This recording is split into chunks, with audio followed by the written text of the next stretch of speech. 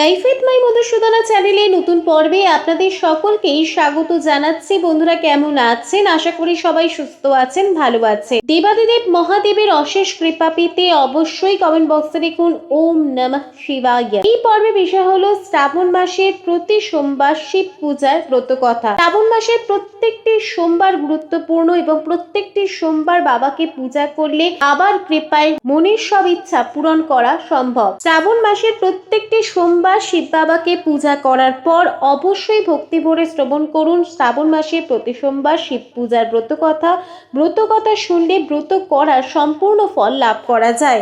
শুনবো শ্রাবণ মাসের প্রতি সোমবার শিব পূজার ব্রত কথা। শোনার আগে লাইফ উইথ মাই মধুসূদনা চ্যানেলকে সাবস্ক্রাইব করুন, লাইক কমেন্ট শেয়ার করুন, ধার্মিক হয়ে নোটিফিকেশন ঘন্টাটা বাজিয়ে দিন। পুরাকালে অমরাবতী নগরে ধনী ব্যবসায়ী বাস করতেন।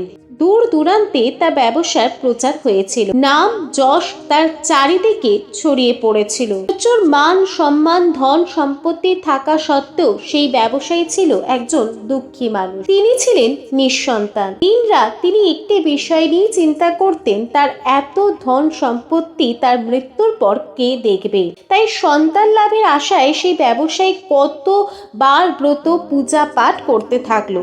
এইভাবে ব্রত পালন করতে করতে তিনি একদিন হঠাৎই জানতে পারলেন শ্রাবণ মাসের সোমবার ব্রত পালনের কথা। শ্রাবণ মাসের সোমবার ব্রত পালন করে যদি ভগবান শিবের আরাধনা করা হয় তাহলে মনের সব ইচ্ছা দেবাদিদেব মহাদেব পূরণ করেন। তিনি মনে মনে ঠিক করলেন যে তিনি এই ব্রত পালন করবেন। এবার শ্রাবণ মাস উপস্থিত হলো। শ্রাবণ মাসের প্রত্যেকটি সোমবার তিনি ব্রত পালন করতে থাকলেন। বসে থেকে সন্ধ্যা বেলায় নিষ্ঠা সহকারে পূজা করতেন। এইভাবে শ্রাবণের প্রত্যেকটি সোমবার ব্রত পালন করতে থাকলেন তিনি। সেই ব্যবসায় ভক্তি ও শ্রদ্ধা দেখে মাতা পার্বতীর খুব দয়া হলো।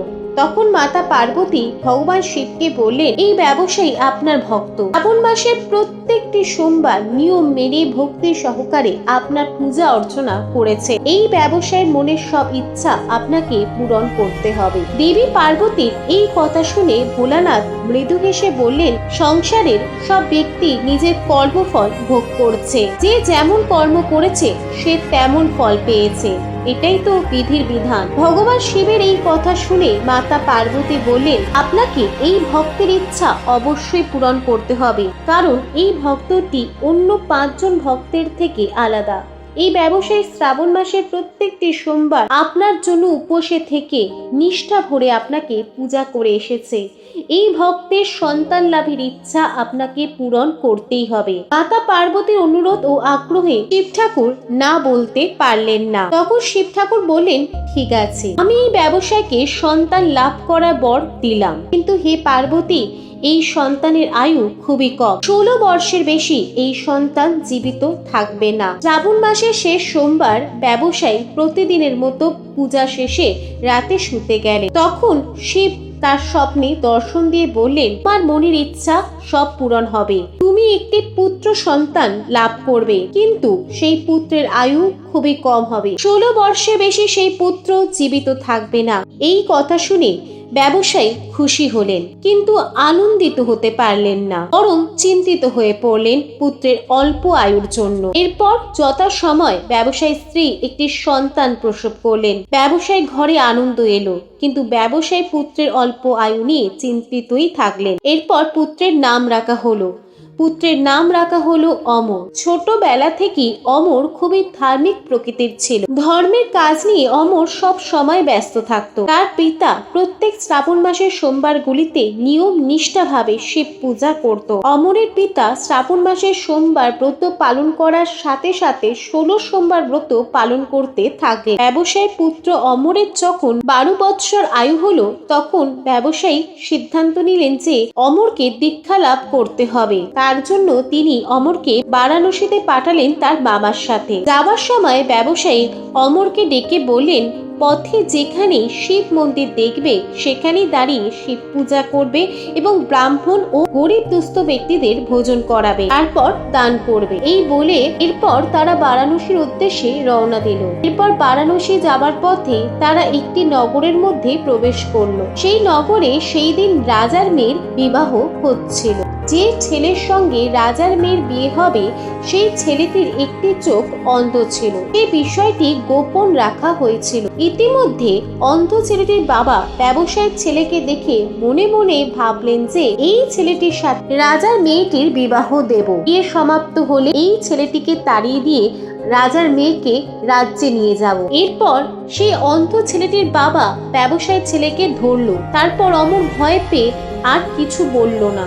তিনি বিয়ের জন্য রাজি হলেন। অমর বিবাহ করতে পিঁড়িতে বসলো। তখন বিবাহের সময় একটি চিঠি রাজকুমারী আঁচলে বেঁধে দিল। এই চিঠিতে লেখা ছিল যে তোমার ব্যবসায়ী ছেলে অমরের সাথে বিবাহ হয়েছে।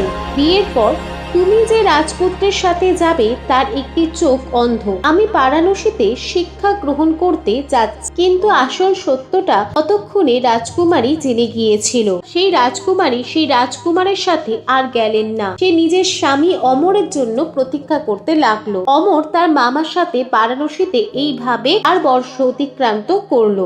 এরপর অমরের আয়ু এবার হলো 16 বর্ষ। অমরের যেদিন আয়ু 16 বর্ষ হলো সেই দিন অমর মারা গেল। তারপর অমরের মৃত্যু সংবাদ তার পিতা মাতার কাছে গেল। অমরের পিতা মাতা দুজনই অন্ন জল ত্যাগ করলো। মাতা পার্বতী এই ঘটনা দেখে শিবের উপর খুব রেগে গেলেন। বললেন যে সারা জীবন নিষ্ঠা করে সেই ব্যবসায়ী পূজা করে এসেছে আপনার, তার পুত্র আপনাকে পূজা করেছে, আপনার উপর বিশ্বাস করেছে, আপনি কিভাবে এত নিষ্ঠুর হলেন? তখন শিব বললেন এটাই তো বিধির বিধান। সেই শুনে মাতা পার্বতী আরো রেগে গেলেন। তাহলে ভক্তি করার তো কোনো অর্থই রইল না। আজ থেকে পৃথিবীবাসী কোনো প্রাণী আপনাকে পূজা করবে না, আপনার উপর আর বিশ্বাস করবে না, আপনাকে কেউ আর ভক্তি করবে না। এই কথা শুনে শিব বাবার দয়া হলো। তখন শিব বাবা অমরকে প্রাণ ফিরিয়ে দিলেন। অমর যখন শিক্ষা সম্পন্ন করে বাড়ির পথে রওনা দিল তখন তার সেই প্রতীক্ষারত স্ত্রীর সঙ্গে দেখা হলো। রাজকুমারী ও তার অপার সম্পত্তি নিয়ে অমর নিজ গৃহে ফিরে এলো। এরপর পুনরায় সেই ব্যবসায়ীর স্বপ্নে দর্শন দিলেন শিব। এই স্বপ্নাদেশে শিব বললেন তোমার ভক্তিতে আমি সন্তুষ্ট হয়েছি, তাই বিধির বিধানকে বদলে দিয়ে আমি তোমার সন্তানকে জীবিত করেছি। তোমার মতো যদি কোনো ভক্ত শ্রাবণ মাসের সোমবার নিষ্ঠা সহকারে ভক্তি সহকারে আমার পূজা করে তার সমস্ত মনের ইচ্ছা আমি পূরণ করব। ওম নমঃ শিবায়। লাইফ উইথ মাই মধুসূদনা চ্যানেলের সঙ্গে থাকার জন্য অনেক অনেক ধন্যবাদ।